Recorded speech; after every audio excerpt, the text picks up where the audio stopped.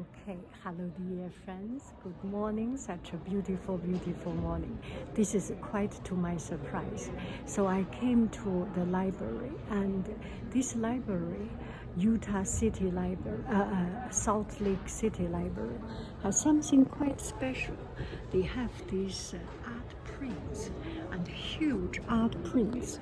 As I was searching for it, one guy came and said, "Oh, that's very special. This is the first time I see library has this." And then we started to chat. And I was quite touched by what he has said. And this is our story of life. And the rest of it is my recording with him. His name is Christopher. We are here together. Hello. Hello. So now I will continue. You will see my previous recording, and quite fascinating story. No matter what believing you have, no matter what religion you believe in, no matter how your cultural background, the humanity, the kindness, the empathy, sympathy, and our heart can always connect. Sleeping down on the concrete on his mat, and then one day, and then I always used to see him shining these sneakers. So I used to see him shining these sneakers. So then one day I was like, I wanted to draw.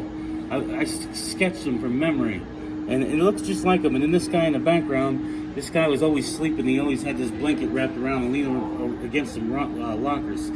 But these people are probably still down there in Kalamazoo, Michigan, And then this one here is one of my favorite ones. This one here is this girl I seen when I was in Kalamazoo, and when I sketched this one, I seen her, and then it stuck in my mind. I felt it in my heart, her pain, her sadness. I seen her sadness from far away.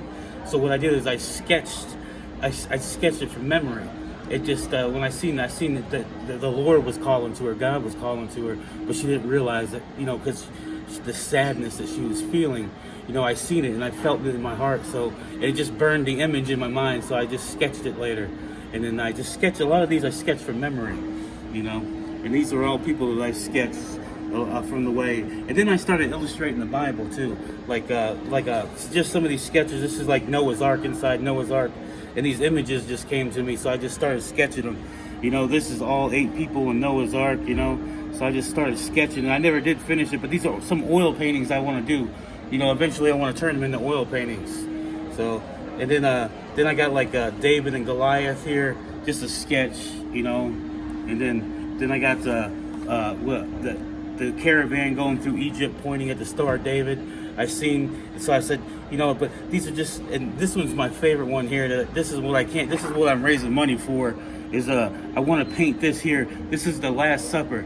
This is a sketch I did. When I drew this, I asked myself, I said, Spirit, I want to draw the Last Supper from a different perspective, different than what we've seen in other paintings, because I didn't want to be like a copycat artist, but I wanted to be unique, where it's real, where it came from my spirit, like it was just, and then my hand just went to town on this, and then I started drawing, and then all of them there, all of the disciples, and then Jesus is right here in the middle. They're all kneeling down, and they're all touching each other, and they're praying before the meal in the upper room. And that's what that little door is here. This is in the upper room, like a window up in the upper room. And then there's this painting on the wall, and then all the chairs and the food.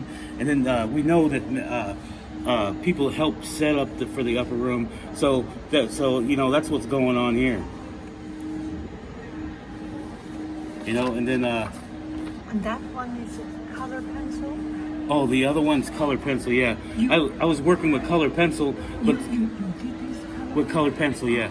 Yeah, I did that with color pencil, but I didn't have good color pencils, and color pencil takes a long time to work with, But it was I didn't have crappy paper when I was doing it, So, but like I've been doing these drawings and stuff on the road as well, so it's kind of hard, And I work in like all the libraries, different libraries, shelters, or sometimes I'll get the stool. And I got this cheap easel, and then I set up outside, and then I sketch, and I work on sketches and drawings then, and then I just hope that maybe someone will, like my artwork and donate some money to help me buy the paints and travel. You know, I don't want to travel anymore. What I really want to do is just find a place where I can just paint all this stuff that I feel like I have to paint. I feel like I have to do it, but it's hard to, because I have no room or studio, or, you know, I'm trying to do the best I can, you know, and it's just tough. So that's what I do every day. I try to figure out how can I get, without panhandling, because people panhandle. I'm an artist, but how can I let people see my artwork, and then maybe they might donate some money without having a panhandling feel, you know, because I want them to, people to like my artwork, you know, and but then in the end, it really doesn't matter, because I like it, you know, and I like to do it. So that's why I do it. And then people always say, "Oh, you're so good. You can, if you draw this kind or draw this, you can make so much money." But then I feel like if I draw what people want to buy, then I'm not creating art. I'm just creating another product for people to buy. I think art comes from your heart, from your experiences, the things that you go through, and that's what makes people want it. You know, it's not if I go to like Nevada, if I draw horses and cowboys, people will probably buy them, but they won't be from my heart. So, but if I draw the stuff that's from my heart, then people can relate. Then they see a piece of me, and that's what I think art is. Every painting, everything in the world, every piece of art comes from someone's heart. You know, it's not about making money, because I don't really care about the money. I just want to be able to create my art. I want to be able to do it. You know, so I just want to do it every day. I want to do it for a job. So, but that's what I'm trying to do. So that's what I've been traveling. This is my 12th state, 26th city and town I've been through, and people donated a lot of money. A lot of people like my artwork. Then I started doing street portraits. I started sketching more. So then I set my easel up, and then I work on some of these sketches or some of my other drawings that I have. And then I let people see me doing it, because, you know, let's just be honest, the world that we live in today, sometimes you'll see somebody on the sidewalk selling something or collecting donations for something, and they didn't do it. It's just a reproduction, or they could be running a hustle or a game, you know. But I like people to see me drawing, so they know that it's real, that the stuff that I created, you know. And then what I'll do is I'll show you some of my prints. I showed you some of my prints already, but these are some of my prints, and each one of these prints means something to me. You know, I got the originals, but these prints, this one's Hope here, and that's Joseph, that's Mary, and that's Jesus. And when I drew this, before I sketched this, I said, you know what, Spirit, I want to draw a picture for hope. I want to draw a picture that people can look at, and then they know that it means hope, that there's hope for their lives. And that's what I did when I drew this here. I said, Spirit, I want to draw hope. And I started sketching this, and then when I sketched it, I seen the hope. I feel the hope. If you look at the picture, Joseph, there's an angel that's with a bright light in the background, but he's touching Joseph. Joseph has a loving embrace, which is touching Mary. And now when he's touching Mary, if you look at Mary's eyes, she knows that she's holding hope in her hands. The whole world, she has a vision of what what her son is to the world, is hope. So that message is being conveyed through the angel to Mary. Mary knows that she's holding hope for the whole world in her hands. So that's the name of this drawing, is Hope. And then this one here is the Devourer. Devour. This is 1 Peter chapter 5 verse 8. This is a print of the original I got, and I don't really have really good quality prints, but like I said, some artists have painted masterpieces on pieces of cardboard. So, but my prints, you know, the only way you get one is by speaking to me. This is 1 Peter chapter 5 verse 8 of the Bible. You know, and if you look close, the lion, there's a man right here. And the lion is devouring the man. That's the devil, and he's pointing, saying, devour that man. And then there's things happening here in the background. And then 1 Peter chapter 5, verse 8 is where I illustrated that one from. This one here is Wandering Wolf. I sketched this one and I drew this one and I sold the original to this homeless shelter place. This lady, she donated $160. The original was worth way much more money to me than the $160, but I needed $160 for my bus ticket to get out of South Dakota. But then the lady, I believe, she said she was going to put it for an auction. That was going to the original was going to go and be auctioned off to help homeless people, you know, and that was in Rapid City, South Dakota. So, but I did this drawing here because I did a sketch and a finished portrait of Jesus Christ, and then after I finished this portrait of Jesus Christ, I said there had to be someone that was like a prophet or a Native American that had the same beliefs, that preached that peace and amongst people and helping people. And then this vision came to me, and I sketched this right here. And then when I sketched it, then the staff has a heart with an angel on it, and it just looks so somber, you know. And then someone said, you know what, Christopher, this could be John the Baptist. That's what this could be, you know. And I was like, whoa, I never really looked at it like that, you know. So I thought it was pretty interesting. But I did that when I was in South Dakota, and that's where that one came, and its name is Wandering Wolf. Oh, and then that's, oh yeah. This one here is called Her Spirit. And I did this, I met this woman, she was 60 years old. She had the most beautiful eyes I've ever seen. And they were blue eyes, but in her eyes, I seen a sadness and an innocence in her eyes. And it just overtook me, so I did this portrait of her spirit, because, you know, and then the eyes just blew me away. So when I did the portrait of the eyes, it's like I can see her spirit, her soul, you know, what she really is inside. So, and that's where I just came up with this beautiful thing, you know. And then in the angel wings, I did roses because, you know, she's a woman, so women cultivate life, you know, Mother Earth. So that's where I came up with this, you know. And but this woman, I don't know if I'll ever see her again, and she will ever know that I did a portrait of her spirit, you know. But it just as you can see the emotion in the eyes. It's it really moved me, you know. And then this one here, I have no idea what the name of it is. I'm working on these bunch of sketches. This is one of my first. This is pre-drawings, the other drawings that I did.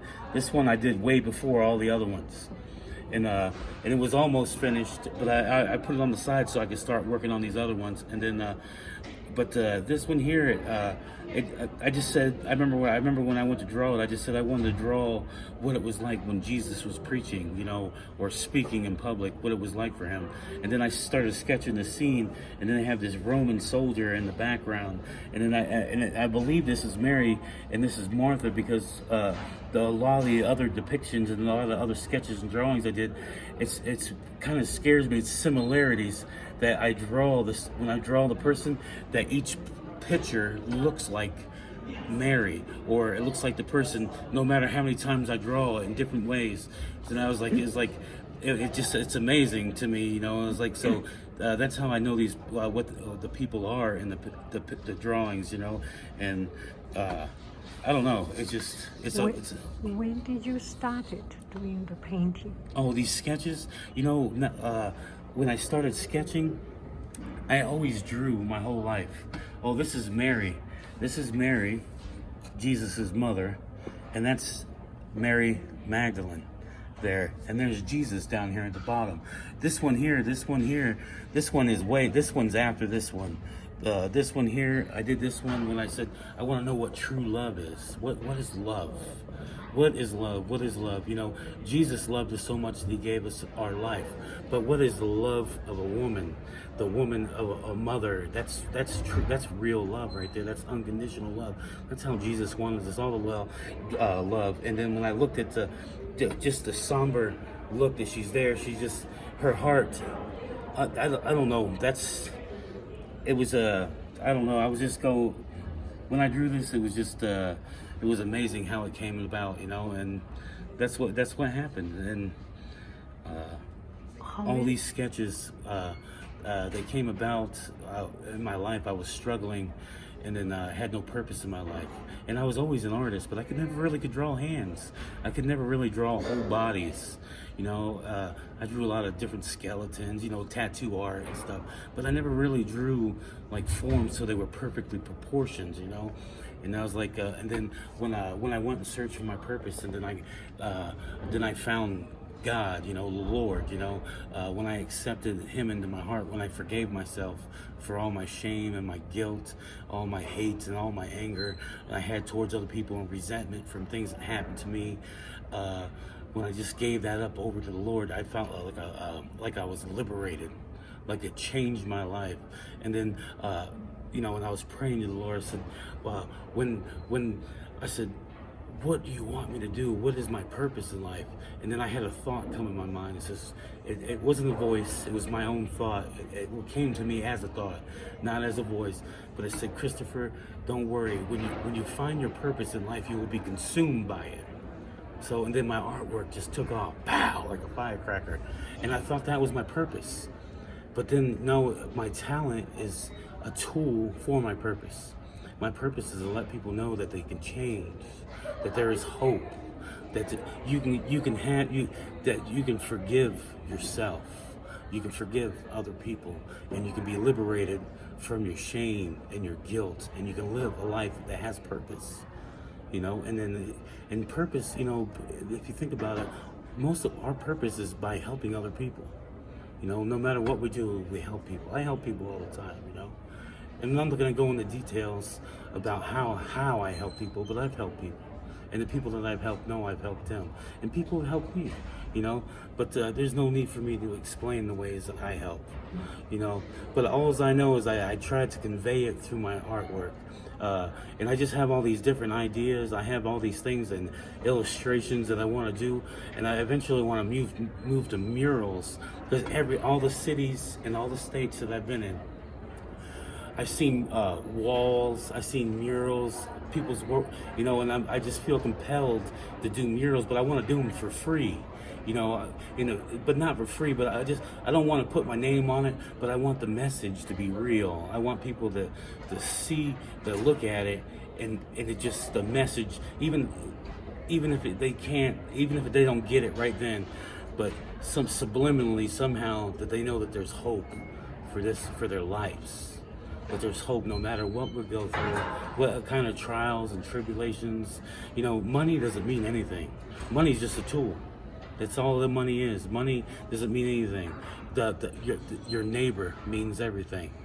The helping other people is our purpose in life. Because you help somebody helps you. And it's just a chain back and forth.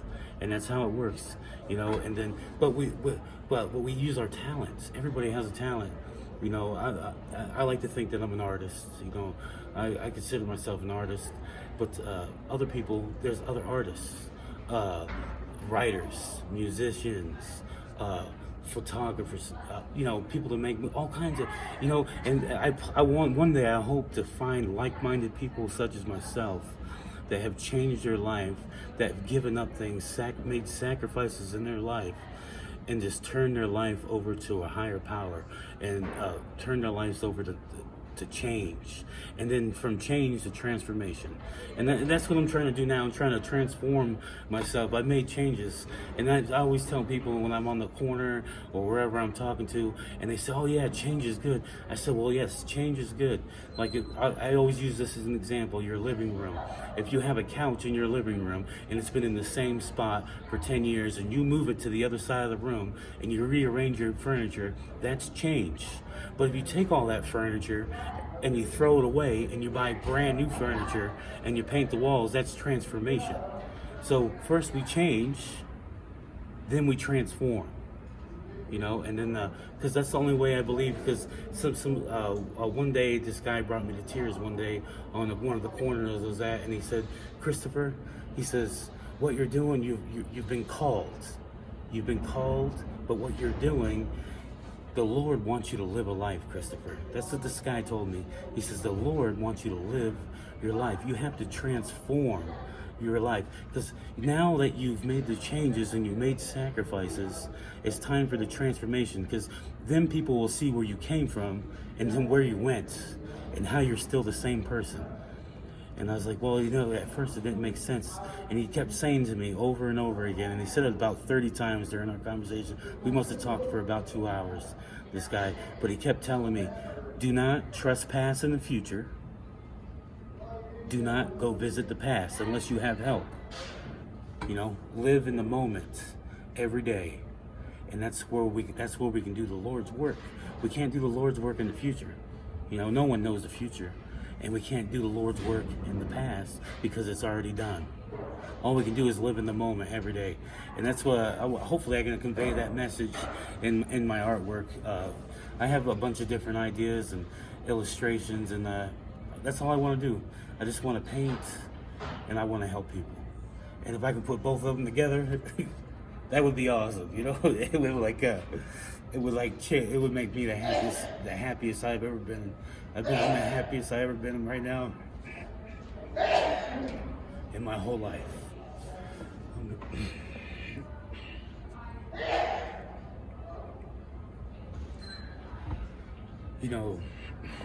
People, you don't need things or possessions to be happy.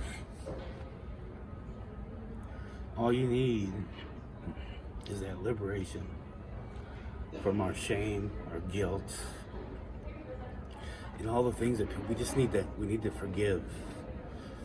And when I did that, man, my life, I just became instantly, I didn't like jump up and scream hallelujah, but my life changed instantly. Then I had a purpose. And then my whole life for 40 years, all I wanted was a purpose. And then I get to use my talent for the purpose.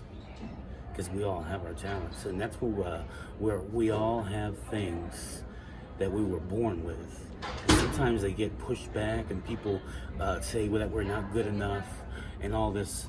And it's not true. Everybody has a talent. And we just have to use them.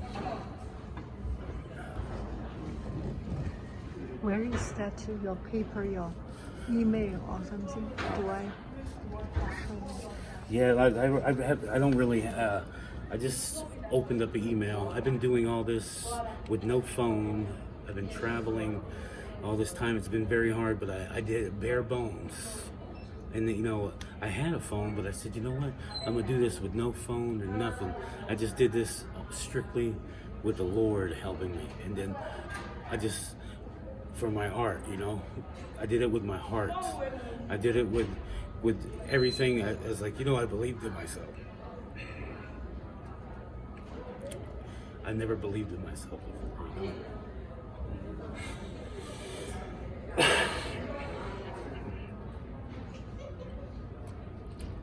And that's how I did it. Well, anyway, this is my email. I don't have a business card or nothing. What I do is I usually just roll these things up, and then someone makes a donation. If I see them, if I ain't got a frame, I just roll these prints up like this. And this is something I'm just now starting, so that way maybe in the future when I can do oil paintings, or I can do something that I slide it up on there just like that.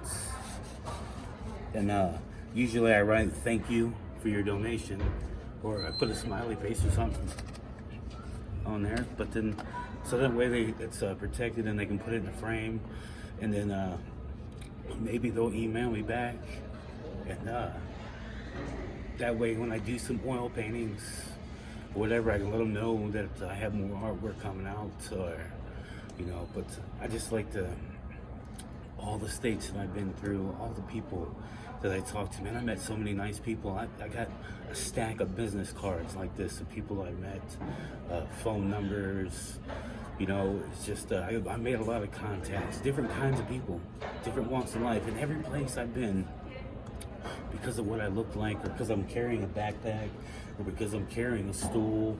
People, they make a judgment based off of society, that they don't realize that I'm trying to follow my dream, but they just assume that I'm a homeless guy.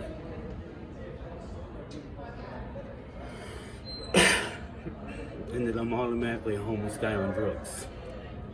But I'm not.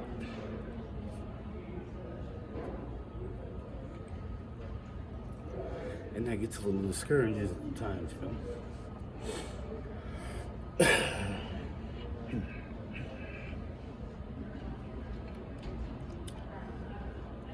But I still do it.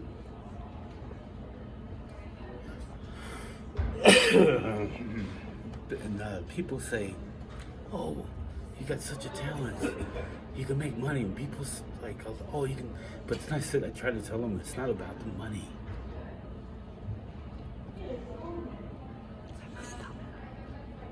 Here, maybe it'll take me a while to do, but maybe a week. But I started sketching it. It's Jesus Christ on the cross, and then the Roman soldiers, they're lifting him up. When I went to draw this, I said, you know, I wanted to draw what I was feeling discouraged one day, and I was like, I have no reason to be discouraged, because he wasn't discouraged. You know, he went through what he was going to go through. Was no discouragement at all. But then I wanted to draw his pain. I want to draw all the marks, all the ribs, all the bone. I didn't want a pretty photo, but I wanted the gruesome. But I wanted and this is what I drew. So when I look at it, I don't feel discouraged anymore.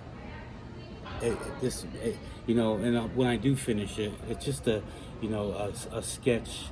Hopefully, but I got about 8 hours in it, maybe a little less. But I think by the time it's done, I'll probably have like 50, 60 hours in it. But I try to get. I love my details. See, someone told me that my pencil work is good enough that I will probably I'd be really good in oils. That a lot of people that were good with oil paints, they were masters in pencil because of the detail and the layering. And I was like, I always wanted to do paint oils, and I seen those, like the old masters oil paintings, and just the life, you could feel it, and then that's what I want to do. So I'm hoping that one day someone will allow me to learn and to put oil on canvas,